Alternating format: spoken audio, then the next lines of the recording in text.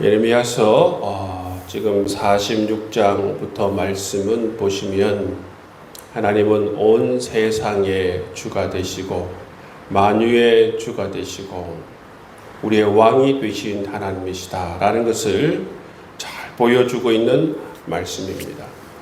하나님께서 애굽을 심판하셨고 뿐만 아니라 이어서 블레셋을 심판하셨습니다. 그리고 모압과 암몬을 심판하셨고 또 에돔을 심판하십니다. 오늘 이 49장 23절 말씀에 보시면 이어서 다메섹에 대한 심판 예언을 하나님께서 하시는 것을 볼 수가 있어요. 이 당시 이 다메섹은 어느 나라의 수도였냐 하면 바로 이 아람이라는 나라의 수도가 바로 이 다메섹입니다. 오늘날은 이 시리아의 수도가 이 다메섹이죠.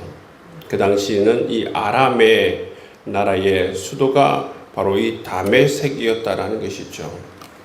그 다메섹에 대한 하나님의 심판입니다. 하나님의 심판이 일어나게 되면 모든 사람들이 용기를 잃을 수밖에 없고 고통에 그리고 공포에 사로잡힐 수밖에 없다는 사실입니다. 24절 말씀을 보시면 그것을 잘 묘사하고 있는데요. 다메섹이 피곤하여 몸을 돌이켜 달아나려 하니 떨림이 그를 움켜잡고 해산하는 여인같이 고통과 슬픔이 그를 사로잡았도다. 이 다메섹이 달아나려고 해도 달아날 수가 없는 그러한 상황이 되었다는 것입니다. 매우 공포에 사로잡혀 있는 이 다메섹의 모습을 볼 수가 있어요. 그리고 다메섹에 대해서 묘사할 때 25절 보면 어찌하여 찬송의 성읍 나의 즐거운 성읍이 버린 것이 되었느냐. 이 찬송의 성읍이 나오는데 이 찬송의 성읍이라고 생각하면 마치 다메섹이 하나님을 찬송을 많이 한 성읍처럼 보이지만 그런 의미가 아니에요. 여기 보면 찬송의 성읍이라고 하는 것은 자랑거리가 많은 성읍이라는 것입니다. 많은 사람들이 다메섹을 떠올렸을 때에 이 다메섹은 그야말로 자랑거리가 많은 성읍이었다는 것입니다. 이어서 나의 즐거운 성읍이라고 하는 것은 하나님과 관련되어서 여러분 어떤 깊은 어떤 관련이 있는 성읍이다라는 사실을 우리가 알 수가 있죠. 여하튼 이런 자랑거리가 많은 다메섹이 어떻게 됩니까? 하나님의 심판을 받게 된다 말씀하고 있죠. 그리고 이어서 하나님께서는 28절 말씀에 보면 또 누구를 심판하십니까? 게달과 하솔을 심판합니다. 게달과 하솔. 이 게달은 어떤 나라인가 하면 이스마엘의 12아들 가운데에 둘째가 세운 나라입니다. 가장 강한 부족이었죠. 이 게달. 이 게달의 나라. 이 게달의 나라를 하나님께서 심판하신다 말씀하고 있습니다. 또 이 하솔은 뭐냐면 밑에 28절 말씀에 보면 동방자손이라고 되어져 있죠. 그죠? 하솔이 여러 군데가 있는데 여기에 보시면 동방 자손들의 땅이기 때문에 여기에 나와 있는 이 하솔은 그야말로 이 게달 바로 옆에 있는 하솔이라는 사실을 우리가 알 수가 있습니다.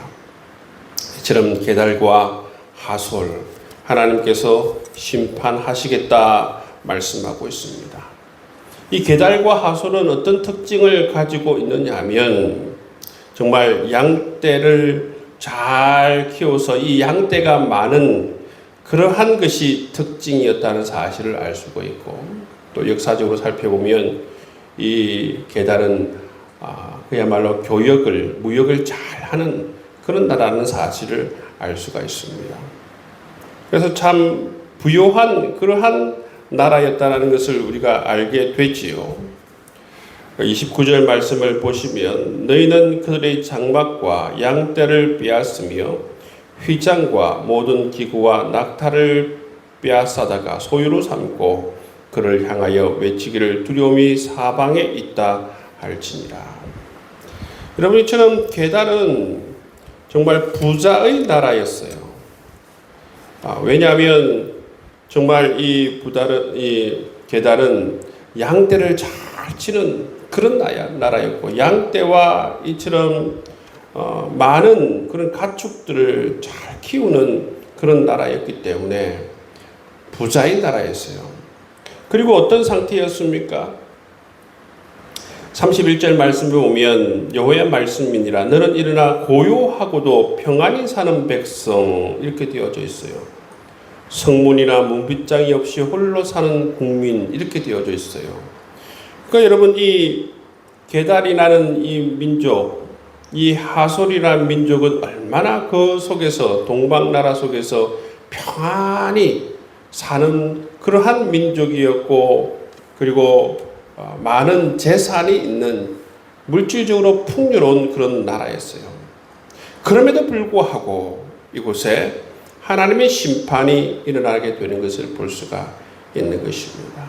아무리 여러분 지금 자기 자신의 힘으로 평안한 것 같고 재산이 많아서 안정적인 삶을 여러분 누릴 것 같아도 그 미래가 이처럼 장밋빛 같을지라도 여러분, 하나님께서 마음을 작정하시고 계획하시고 심판하시겠다고 하면 이 모든 것이 산산조각이 되는 것을 볼 수가 있는 것입니다.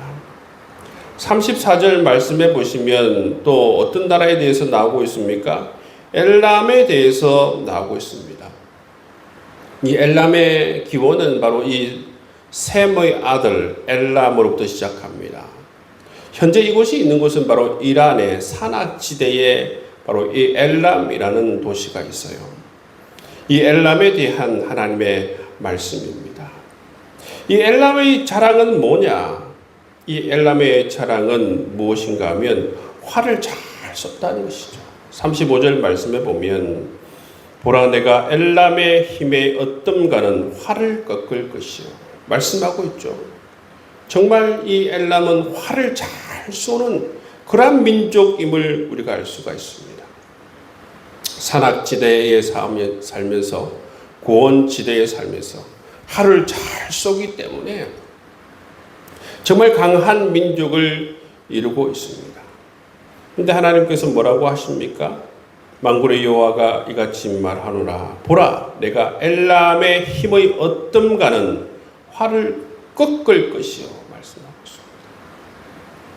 여러분, 인간의 장점은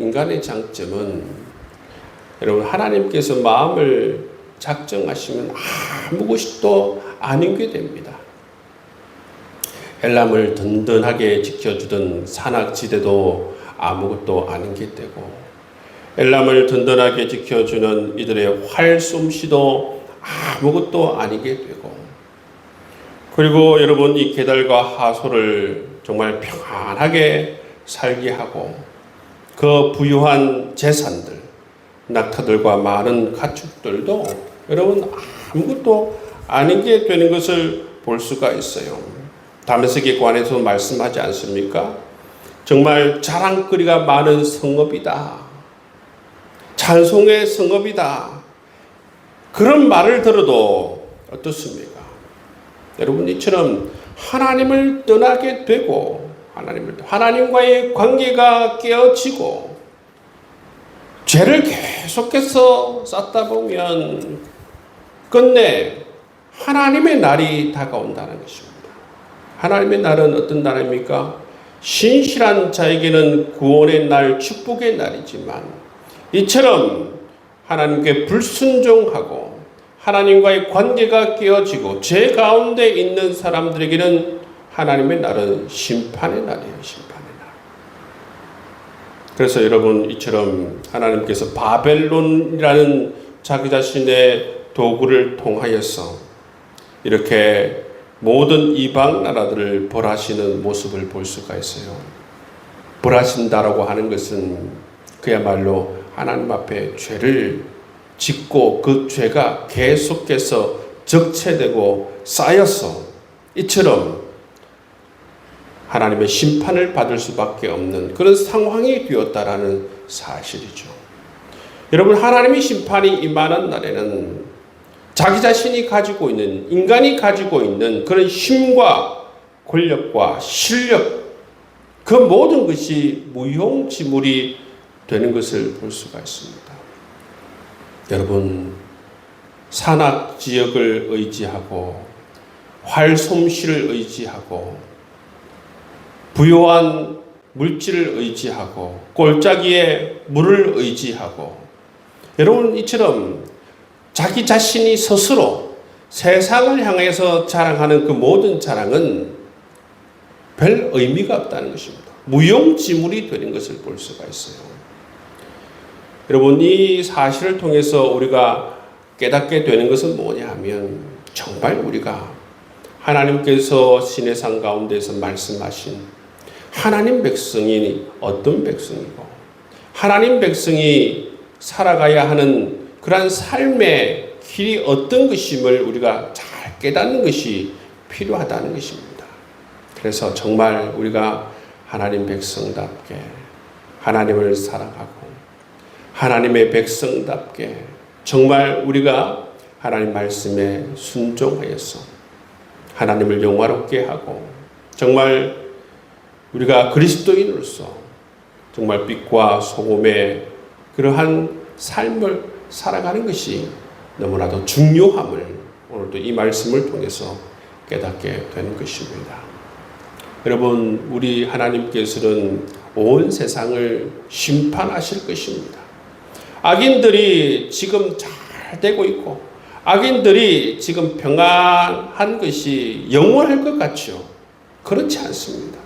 이처럼 하나님의 날이 이르게 되면, 죄의 임계점이 차게 되면 어떻게 됩니까? 반드시 하나님께서 이들을 심판하시는 것을 볼 수가 있습니다.